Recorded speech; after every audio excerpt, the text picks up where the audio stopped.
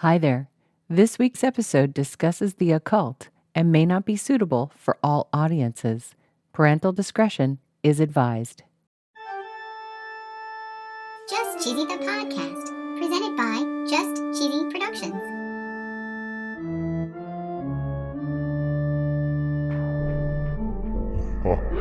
Hi there.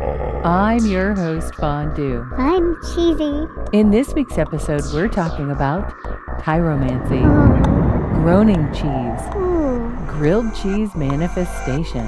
Wow. We're talking phobias, pairings, Muenster, and even ghosts. Oh no. And of course, we tell our very cheesy joke. Yeah, joke. Stay tuned for the Halloween edition of Just Cheesy the Podcast. Episode 102, Trick or Cheese. According to blockclubchicago.org, there is a woman who can read your fortune using cheese. Whoa. Jennifer Billick of Chicago, who is a freelance journalist and author, also offers workshops and private sessions for individuals, groups, and corporate clients on how to use cheese for divination. Ooh. The word tyromancy is derived from the Greek tyros, meaning cheese, and mantia, meaning prophecy. Wow. According to occult-world.com, tyromancy is a form of divination by examining how curds form during the coagulation of cheese. Whoa. Jennifer Billick in the blockclubchicago.org article says, mold, patterns, size, shape are all clues to a person's potential destiny. Wow. They look at number, placement, depth of holes, appearance of cracks, craters, veins, and each piece of cheese has its own unique way of revealing something about your life. Holy cow. The practice of reading cheese dates back to the ancient Greeks and Romans in the 2nd century. Wow. The craft was prevalent in the Middle Ages when cheese magic was used to sniff out a criminal from a lineup. Whoa. And it even says here that folklore states that dreaming of cheesecake is bad. Oh. In Scotland, offering cheese to fairies was supposed to help ensure an abundant harvest. Wow. In Germany,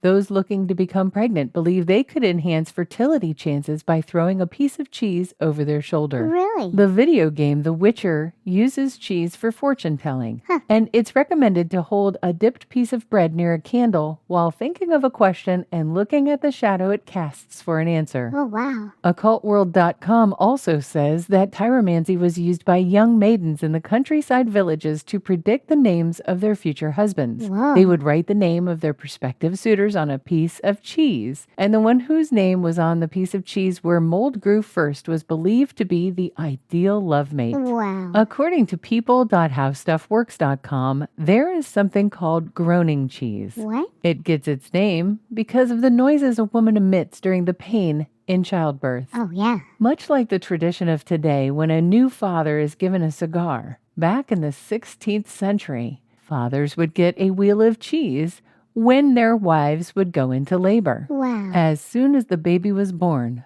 pieces of the cheese were distributed to everybody in the room or the house. Ooh, yum. This is thought to bring good luck to the baby. Aw. The father's responsibility was to slice the cheese from the middle of the wheel, then outward. Okay. It is believed if the father cut himself while serving the cheese, Oh, no. the child would die within a year. Oh, no. So the father had to be very careful while digging out Yeah. the cheese from the middle of the wheel. So careful. Once the cheese was served, the rind would be a hollow ring. Yeah. And during the baby's baptism, the baby would be passed through the ring to ensure good luck for the rest of their life. Whoa. But the cheese didn't just bring good luck to the baby. Ooh. Sometimes the very first pieces of cheese were given to the midwife and placed in her apron. Okay. It was believed to cause the young women of the house to dream of their future loves. Oh, wow. Those same young women would nibble the cheese and then place the uneaten pieces under their pillows. Whoa. And they had hope of catching a glimpse of their future husbands in a dream.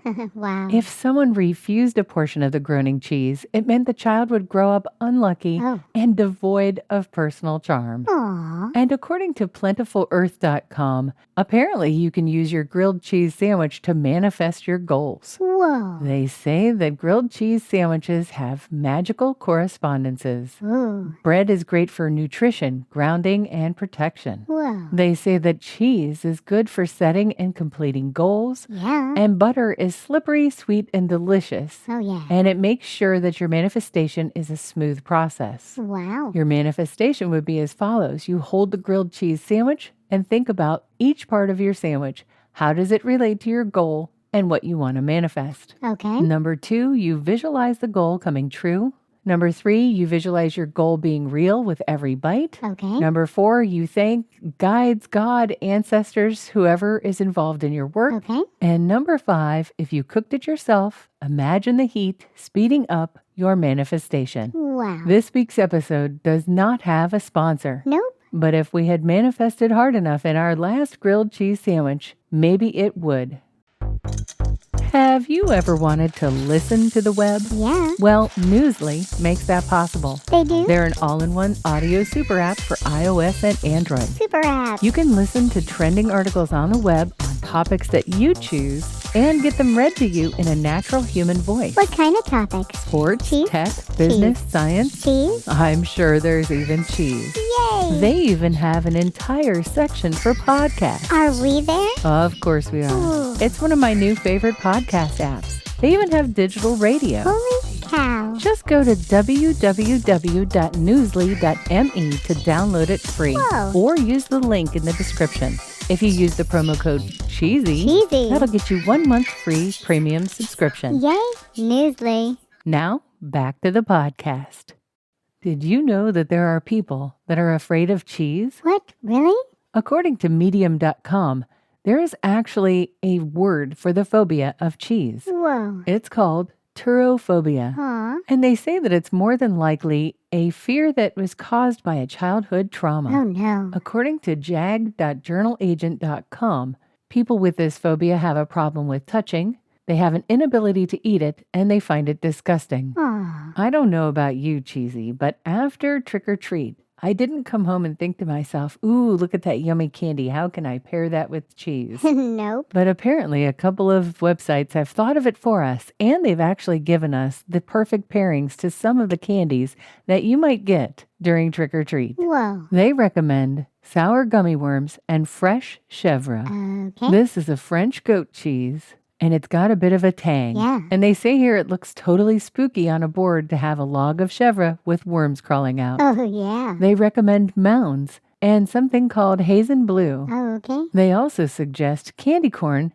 and mimolette. Interesting. They say the cheese plays up the caramel notes in the candy, Ooh. and the mimolette turns into a caramel toffee or fondant. Yum. But according to Patch.com, Wisconsin also has a guide to Halloween candy and pairings. Ooh. They recommend manchego for candy corn. Yum. They talk about sour candy and goat cheese. Ooh. They talk about peanut butter cups and Gruyere. Whoa. They even talk about red licorice and brie. Holy cow. I'm not sure about that one. Nope. But they say that the brie complements the strawberry flavor. Ooh. They talk about milk chocolate candy and habanero cheddar. Okay. And at last, they talk about caramel corn and blue cheese. Ooh. And of course, no Halloween episode would be complete without talking about Muenster and Ghost. Right? Muenster is a semi-soft cheese from the United States. Yep. And according to Wikipedia, it's thought to be an imitation of the Oh, boy. Alsatian washed rind Muenster cheese.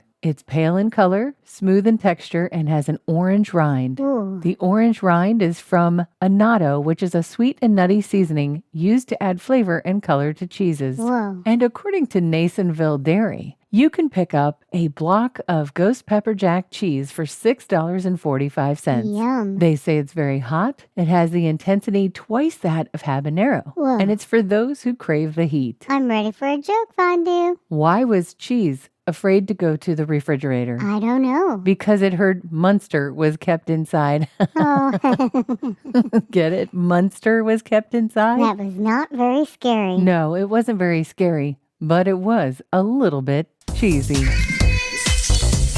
Thanks for listening to Just Cheesy the Podcast, Thank you. episode 102, Trick or Cheese. If you're interested in some other Halloween episodes, Yeah. go ahead and give a listen to episodes 23 and 24 of Season 2 of Just Cheesy the Podcast. Stay cheesy, everybody.